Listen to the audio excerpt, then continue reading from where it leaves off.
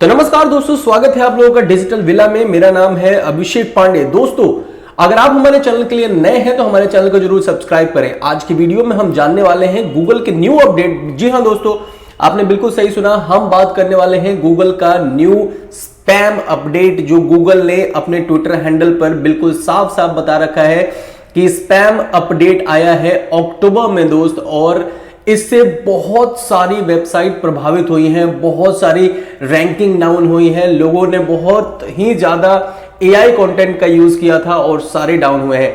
मैं आपको बताने जा रहा हूं कि क्या क्या प्रॉब्लम हुई है, कौन कौन से कंटेंट रिमूव किए गए हैं या कौन कौन से कंटेंट को एक तरीके से इन्फ्रिज कर दिया गया है और उनकी रैंकिंग को बिल्कुल डाउन कर दिया गया है। अगर आप भी ऐसे कंटेंट रखते हैं तो दोस्त बिल्कुल आपके लिए है कि आगे आप इसको गौर करेंगे और ऐसी गलती दोबारा नहीं करेंगे। मैं आपको बता देता हूं क्या है ये स्पैम अपडेट। तो यहां अगर आप क्लिक करके आगे आते हैं दोस्त, तो यहां पे आपको स्पैम अपडेट के बारे में सब कुछ दिया गया है। Google search spam update and your site. While Google's automated system to detect search spam are constantly operating, we occasionally make notable improvement to how they work.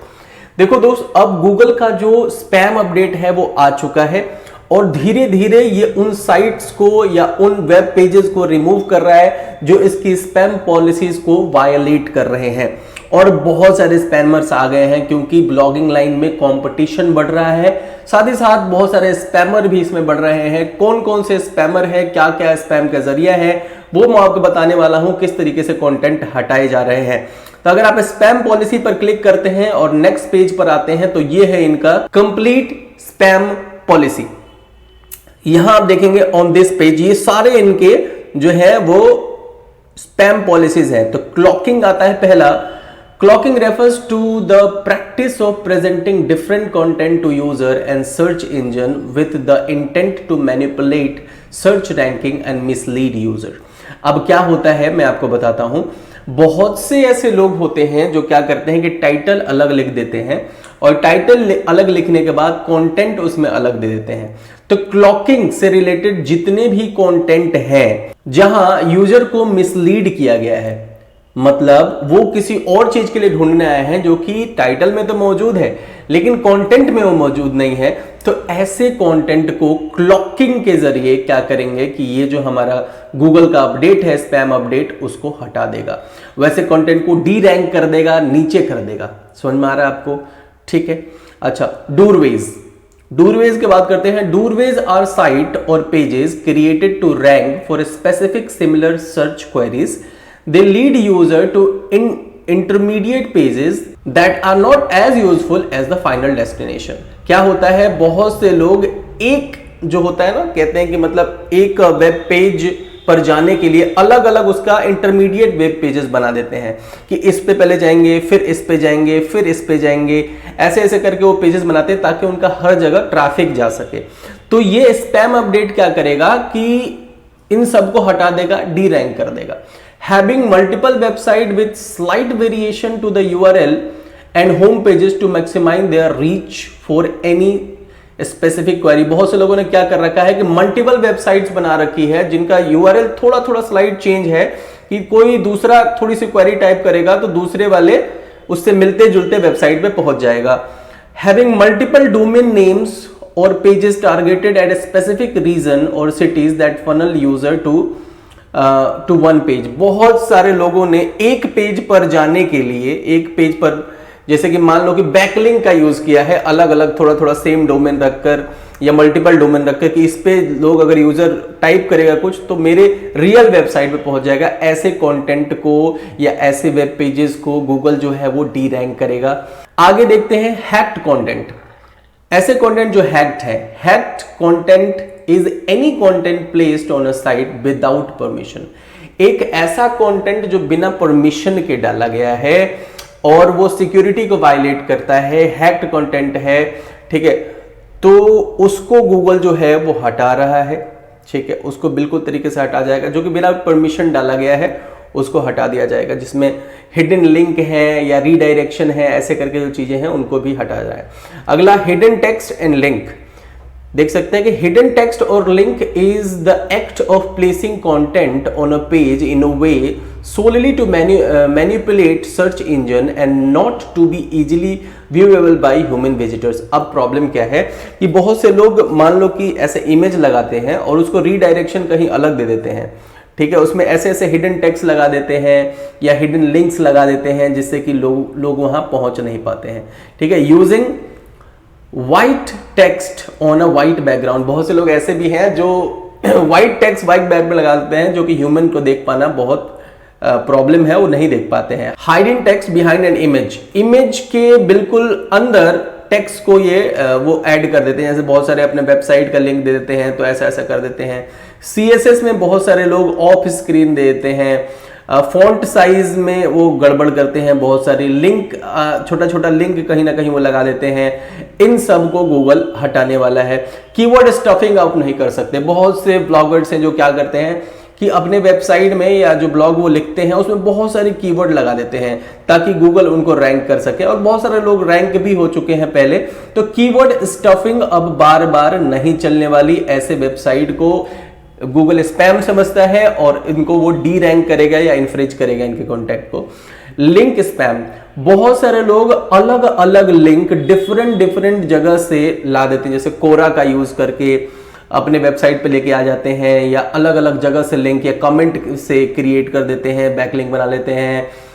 ये बहुत सारी चीजें अब नहीं चलने वाली है। ये सारी चीजों को गूगल अब नीचे करने वाला है। वो मैनिपुलेट कर रहे हैं यूजर बिहेवियर। देखिए एक चीज बहुत क्लियर है कि गूगल चाहता है कि जो उसका यूजर जिस भी क्वेरी को टाइप कर रहा है वो क्वेरी उसे एग्जैक्ट मिले, इधर उधर उसे भटकना ना पड़े।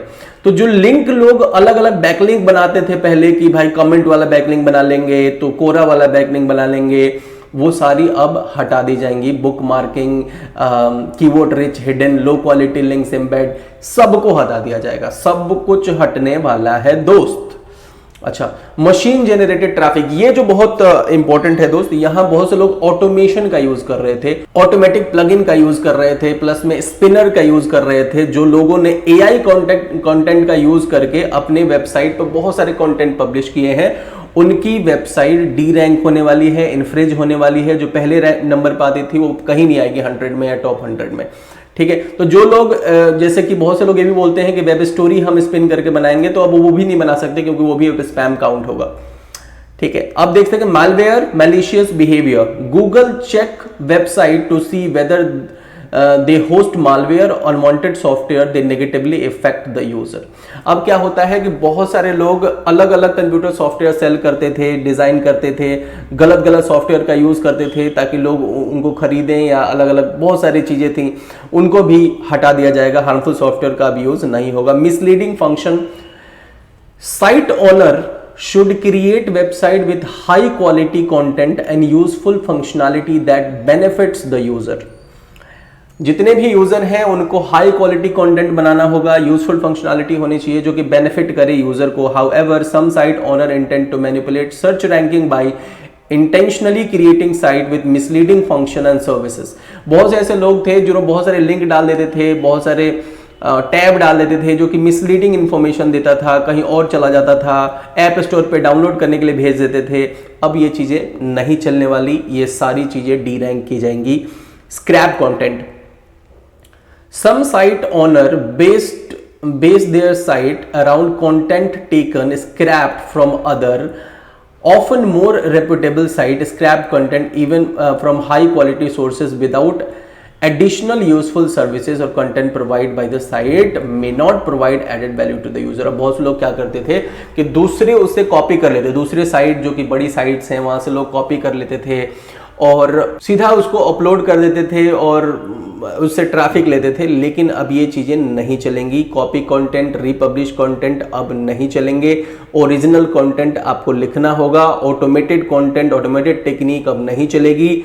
आपको अब अपने ओरिजिनल चीजें लिखनी होंगी, तभी जाके आप गूगल पर रैंक कर पाएंगे, ठीक है। जो भी इमेज आप लगाते हैं, वीडियो आप लगाते हैं, मीडिया जो भी है इसका यूज करते हैं, सब आपके होने चाहिए, या तो थोड़ा एडिटेड भी होने चाहिए तो चल जाएगा। स्नीकी डायरेक्शन, रीडायरेक्ट, इसका जो यूज किया, बहुत से लोग रीडायरेक्शन कर देते थे अलग अलग URL पे, अलग अलग जगह से। वो अब रीडायरेक्शन नहीं चलेगा दोस्तों। अब आप रीडायरेक्ट नहीं कर सकते। ऑटोमेटिक जनरेटेड कंटेंट, इसके बारे में हम बात कर चुके हैं। कोई ऐसे ऑटो जनरेटेड चीजें जैसे एआई का यूज करके लोग बहुत सारे वेबसाइट बना रखे थे, बहुत सारे पैसा कमा रहे थे वहां से, लेकिन अब ये नहीं चलेगा। उनको वो चीज हटानी पड़ेगी, उनकी वेबसाइट डी रैंक कर जाएगी, इनफ्रीज हो जाएगा उनका कंटेंट, कहीं रैंक नहीं करने वाला, सारा ट्रैफिक डाउन हो जाएगा। थिन एफिलिएट पेजेस, बहुत से लोग क्या करते हैं, छोटे छोटे एफिलिएट पेजेस बना देते हैं, अब वो भी नहीं चलेगा। आपको बड़ा एफिलिएट और बहुत सारा कंटेंट खुद की तरफ से लिख के बनाना होगा। यूजर जनरेटेड स्पैम, इसका मतलब user generated spam is spammy content added to a site by user through the channel intended for the user content. Spammy account of hosting services that anyone can register for. ये अब जो भी comment वाला और ये सब जो spam लोग करते थे वो सब चीज़ें अब नहीं चलने वाली है। ठीक है, ये जो चीज़ें थी मैंने आपको यहाँ पे दिखा दी कि ये सब चीज़ें अब नहीं चलेगी और ये सारी चीज़ें अब हटाई जाएंगी। कॉपीराइट जैसे होता है, कॉपी की हुई चीज़ें आप डाल देते हो किसी भी वेबसाइट पर, वो आपकी नहीं चलेगी, आप सबको उसको हटाना पड़ेगा। इन शॉर्ट में अगर मैं बात करूं दोस्तों, आपको अपने ओरिजिनल कंटेंट बनाने होंगे, चाहे आप अपनी वेबसाइट पे काम करते हो या वेब स्टोरी पे काम करते हो, अब आपको अपने ओरिजिनल कंटेंट बनाने होंगे। जब से ये अपडेट आ गया है तब से आप अब एआई कंटेंट का यूज़ ना करें, नहीं तो आपकी वेबसाइट अब नहीं चलने वाली।